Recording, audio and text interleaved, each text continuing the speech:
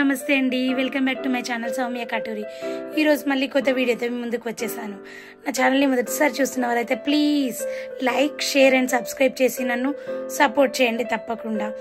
ఈరోజు నేను ఏం వంట చేస్తున్నానో, ఏమేమి ఇంగ్రీడియంట్స్ ఉన్నాయో వీడియోలోకి వెళ్ళిపోదామా? ఓకే అండి, రెడీ, చలో మరి.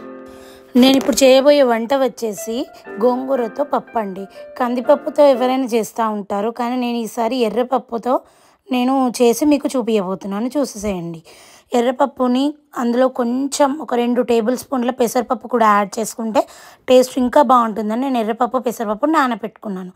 గోంగూర చూడండి నీట్గా తెంపుకొని, మా ఇంట్లో ఉంటే తెంపేసుకొని కడుక్కున్నానండి, వాటర్లో వేసేసుకొని. తప్పకుండా మనం ఆకుకూరలు ఏవైనా వండుకునే ముందు క్లీన్గా వాష్ చేసుకోవాలి. దానికి కనిపించని సన్న మట్టి అనేది ఉంటుంది. బయట నుండి కొనుక్కొచ్చుకుంటే వాళ్ళు చాలా పెస్టిసైడ్స్ యూజ్ చేస్తారు, కాబట్టి కంపల్సరీగా నేను వాష్ చేసుకుంటానండి. మీరు కూడా అందరూ వాష్ చేసుకోవాలి. తర్వాత దానికి కావాల్సిన పచ్చిమిర్చి అండ్ టమాటోలు కూడా నేను తీసుకున్నాను.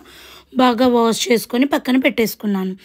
సన్నగా కట్ చేసుకొని పక్కన పెట్టేసుకున్నాను. తర్వాత పోపు గింజలు చూడండి, నేను మెంతులు అనేవి నేను పౌడర్ చేసి పప్పు డబ్బాల్లో పెట్టేసుకుంటాను, చూసేసేయండి.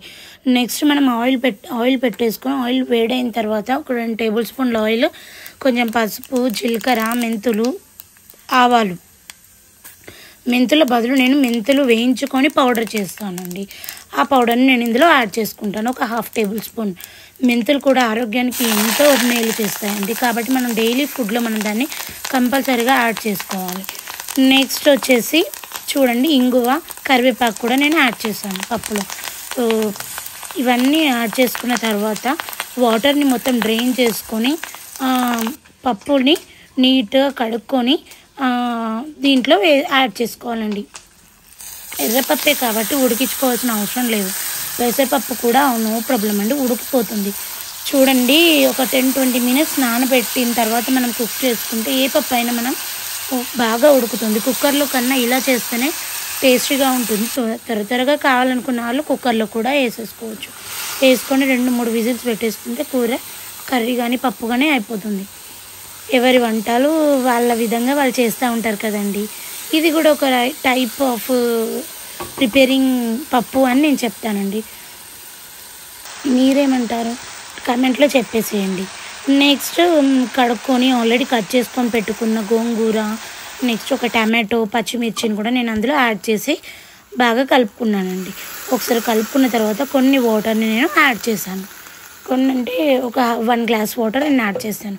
మళ్ళీ తర్వాత కాసేపు మూత పెట్టి తీసి చూడాలండి. ఒకవేళ ఉడకకపోతే ఇంకా కొన్ని వాటర్ని మనం యాడ్ చేసుకోవాలి.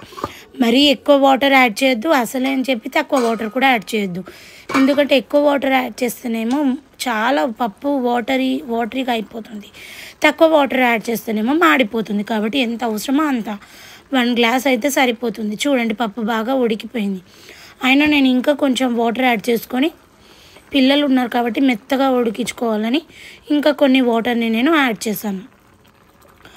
యాడ్ చేసుకొని బాగా ఉడికించుకుంటానండి.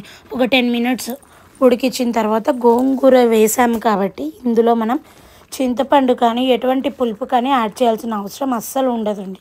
కరెక్ట్గా పప్పుకు సరిపోతుంది. కాబట్టి కొంచెం టమాటో కూడా యాడ్ చేస్తాను. ఇంకా కావాలంటే మీరు కొంచెం నిమ్మకాయ యాడ్ చేసుకోవాలి, హెల్త్కి ఎంతో మంచిది. ఒక్కొక్కసారి అన్ని డిఫరెంట్ టైప్స్ ఆఫ్ ఫుడ్ని మనం కడుపులోకి వెళ్ళనిస్తూ ఉంటే ఏదో ఒక రకంగా మనకి హెల్తీ బెనిఫిట్స్ అనేవి వస్తూ ఉంటాయి. చూడండి, దానికి సరిపడా నేను పప్పు అంతా ఉడికిన తర్వాత కొంచెం సాల్ట్ వేసానండి. సాల్ట్ కూడా 1 table spoon salt and 1 table spoon ఇంకా కారంగా ఉండాలని నేను యాడ్ చేసిన పచ్చిమిర్చిలో ఒక 4 కాబట్టి కారం సరిపోదని ఇంకా కొంచెం 2 టేబుల్ స్పూన్ల కారం కూడా మనం ఇంకా కావాలంటే కూడా మీరు యాడ్ చేసుకోవచ్చు, మీ కారానికి సరిపడు. మంచిగా యాడ్ చేసుకున్న తర్వాత ఇంకేముందండి, పప్పు రెడీ అయిపోయింది. వేడివేడి అన్నంలో పాపడాలు కానీ చల్లమిరపకాయలు కానీ యాడ్ చేసుకొని లాగిచ్చేయడమే. Please like, share and subscribe to my channel. Thank you for watching.